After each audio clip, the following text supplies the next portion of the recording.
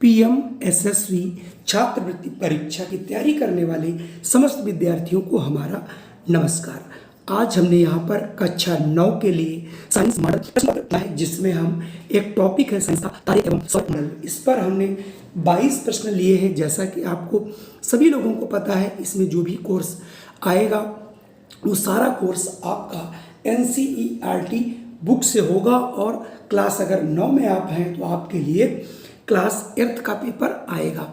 अभी भी आपके पास चांस है, चाहें तो आप इसे 27 तारीख के पहले ये फॉर्म भर सकते हैं। बशर्ते फॉर्म भरते समय ये बात ज़रूर आप ध्यान रखें कि आपका स्कूल इसमें आ रहा है या नहीं। इसमें जितने भी स्कूल ज़िले के हैं, जैसे ही आप फॉर्म का रजिस्ट्रेशन करेंगे, कोई फीस नहीं है, तो आपका स्कूल का यदि नाम उसमें आता है तो आप इसे भर सकते हैं और फ्री ऑफ कास्ट आप इसे ज़िले पर जो सेंटर अलॉट किए जाएंगे उसमें आप परीक्षा देंगे और आप उसमें 1.5 लाख तक की स्कॉलरशिप जीत सकते हैं। तो आइए शुरू करते हैं आज का ये वीडियो। सबसे पहला प्रश्न है, हमारे सौर परिवार में कितने ग्रह हैं? 7, 6, 5 या फिर 8? तो सही आंसर होगा 8। पहले 9 थे और एक EM जो है उसे हटा दिया गया, तो कुल मिला के पहले 9 थे और इस समय ग्रहों की संख्या 8 है। ये प्रश्न काफ़ी इम्पोर्टेंट है। अगला प्रश्न आपके सामने है, सूर्य से पृथ्वी की दूरी कितनी है? तो यहाँ पर सूर्य से पृथ्वी की दूरी प्रकाश वर्ष में पूछा गया है, तो यहाँ से 8 प्रकाश वर्ष, 8.3 प्रकाश वर्ष या 9 प्रकाश वर्ष या फिर 10।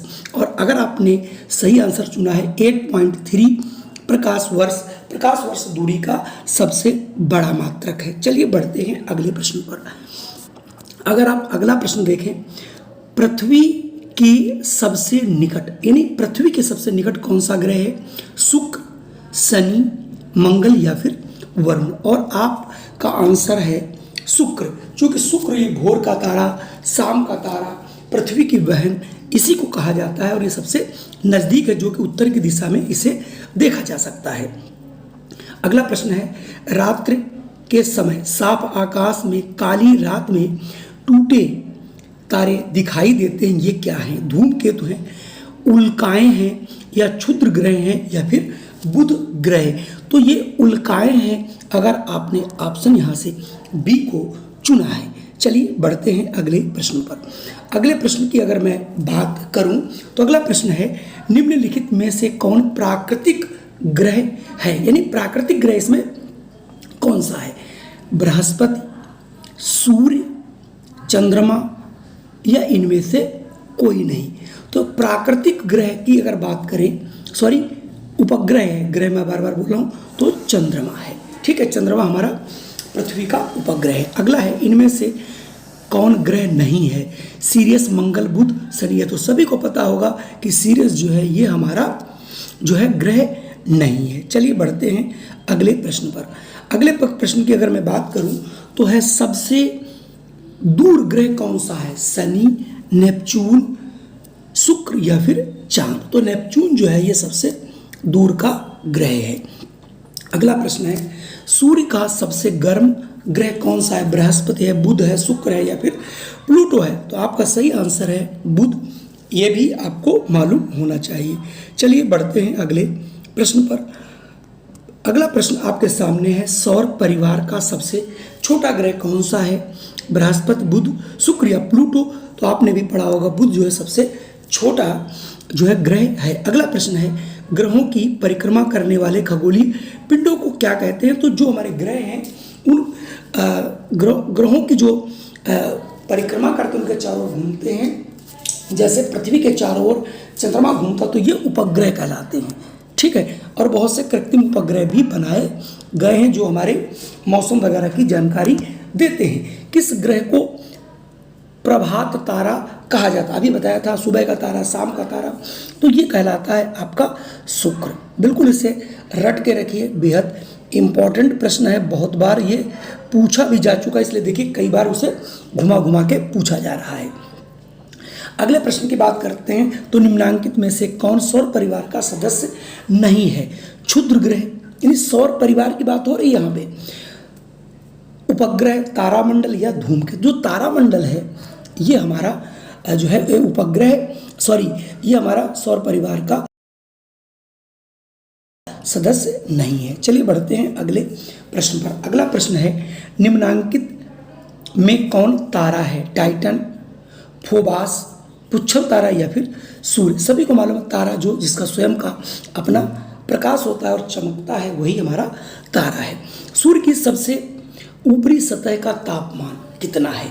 यह है 6000 डिग्री सेंटीग्रेड। इसे आप जरूर याद रखिए, वेरी मोस्ट इंपॉर्टेंट है। चलिए बढ़ते हैं अगले प्रश्न पर। अगर अगले प्रश्न की बात करूं तो अगला पूछा जा रहा है, खगोलीय पिंडों की दूरी को, यानी जो खगोलीय पिंड हैं इनकी दूरी को किस इकाई में मापा जाता? तो अभी आपने देखा था पृथ्वी से चंद्रमा तक की दूरी को आगे प्रकाश वर्ष में मापा गया था। और इसके अलावा अगर खगोलीय पिंडों की जो दूरी मापनी उसे मापते हैं सौर परिवार से। ठीक है, तो सौर परिवार में चमकीला ग्रह कौन सा है? तो चमकीला ग्रह हमारा है यहाँ से आपका बुध पर इन्होंने बताया है। तो सबसे चमकीला तो हमारा शुक्र ग्रह होना चाहिए। यहाँ पर इन्होंने बृहस्पति, ये सबसे बड़ा है सौर परिवार में, सबसे बड़ा यहाँ आप कर लीजिए। सबसे बड़ा कौन सा? सबसे बड़ा ग्रह जो है बृहस्पति है। चलिए बढ़ते हैं अगले प्रश्न पर। अगला प्रश्न, सौर परिवार का सबसे बड़ा ग्रह बृहस्पति पहले बता चुका हूँ। कौन सा ग्रह है जिसके उपग्रह नहीं है? तो बुध ही एक ऐसा ग्रह, कोई भी उपग्रह नहीं है, ये हमें याद रखना है। अगला प्रश्न, इसके आगे दूसरे प्रश्न हो गए हैं, किस ग्रह को लाल ग्रह कहा जाता? तो मंगल ग्रह को लाल ग्रह कहा जाता है। अगला प्रश्न आपको देख के बताना है, सूर्य का निकटतम ग्रह कौन सा? तो सूर्य का सबसे जो नज़दीक है वो बुध है। चलिए 2 प्रश्न और बचे हैं, कुल मिला के 22 प्रश्न थे। तो अगला है, मौसम की भविष्यवाणी दूर संचार तथा दूर संवेदन में उपयोग किया जाता है, ग्रहों का, तारों का, कृत्रिम उपग्रहों का और उपग्रह का। तो जो मौसम की भविष्यवाणी करते, मैंने अभी आपको बताया था, इसके लिए प्रयोग किए जाते हैं कृत्रिम उपग्रह, जिन्हें छोड़ दिया जाता है वो पृथ्वी को संकेत दिया करते हैं। इसीलिए हम भविष्यवाणी कर पाते हैं कब बरसात होगी कब नहीं होगी। अगला प्रश्न, पृथ्वी का एक उपग्रह बता चुका हूँ, पृथ्वी का एक उपग्रह है चंद्रमा, शनि। तो यहाँ शनि गलत लिख गया, यहाँ पर पृथ्वी का उपग्रह जो है ये चंद्रमा होगा। ठीक है, इसे आप नोट कर लीजिएगा। तो ये थे हमारे कुल मिला के 22 प्रश्न। आपको कैसे लगे? अगर प्रश्न अच्छे लगे हो तो कृपया हमारे चैनल को सब्सक्राइब कर लीजिए।